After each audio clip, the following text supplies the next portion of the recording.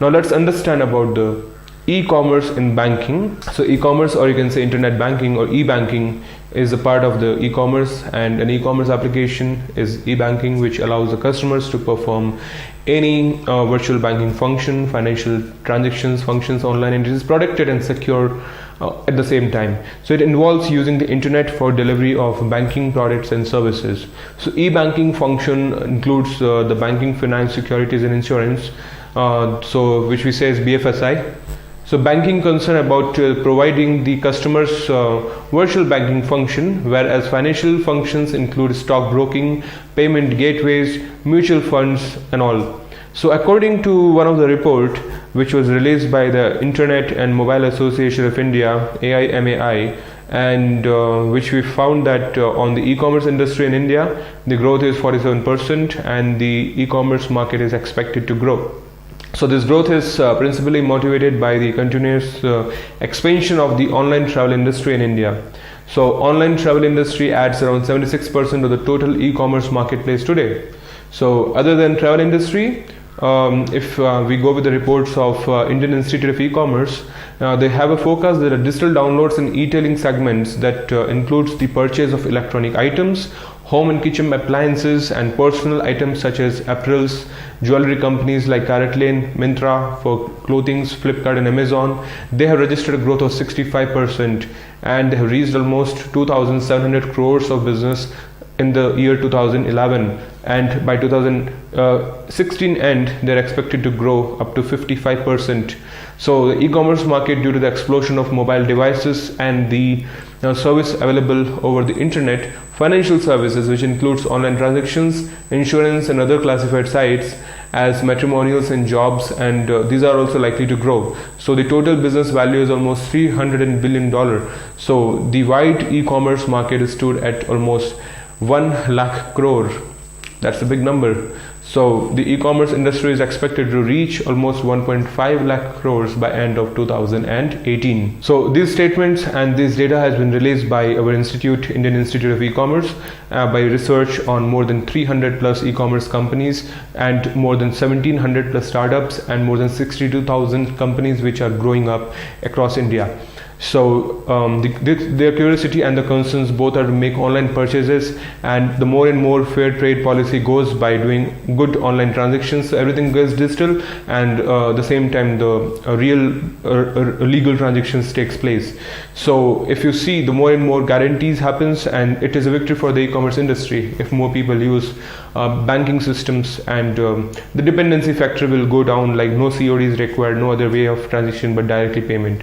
So e-banking includes bill payment services, fund transfer, and querying the account balance, your credit card customers, applying for claiming insurances, then investment through internet banking, shopping, automated teller machines, then credit cards, debit cards, smart cards, electronic fund transfers, which we say EFTs, check transactions online through e-checks, so mobile banking, internet banking, telephone banking, and now there's Ola Money and Uber, they have got Paytm. So time saving online banking system has really made us to do a lot of direct transactions from office, home, any place.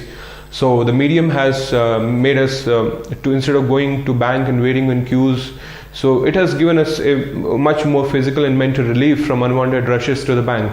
So it has been the biggest advantage for the online banking industry by making the wallets available.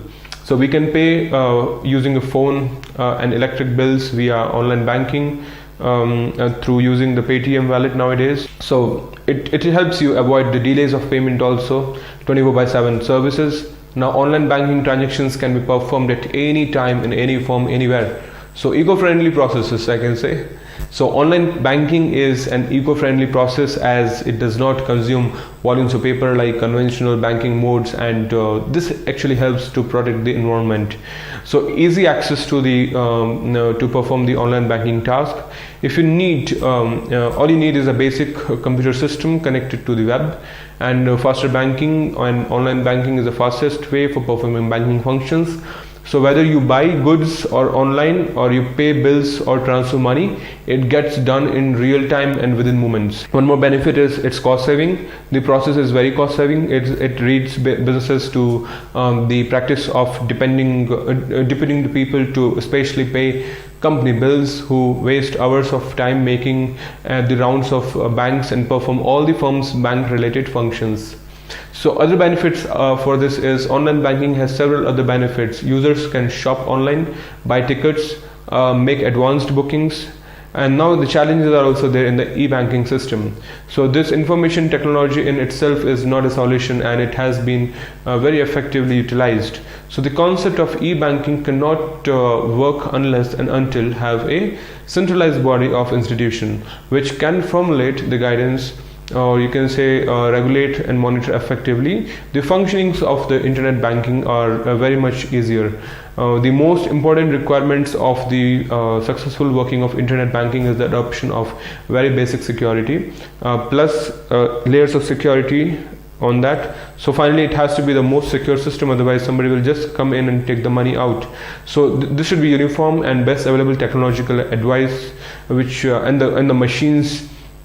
You need people, you need machines, more computerization to take care of the emerging trends and the needs and recommendations of technology upgradations in the banking systems, which is a continuous job. So there is a need of standardization of hardware, operating system, system softwares and application softwares to facilitate the interconnectivity of systems across branches.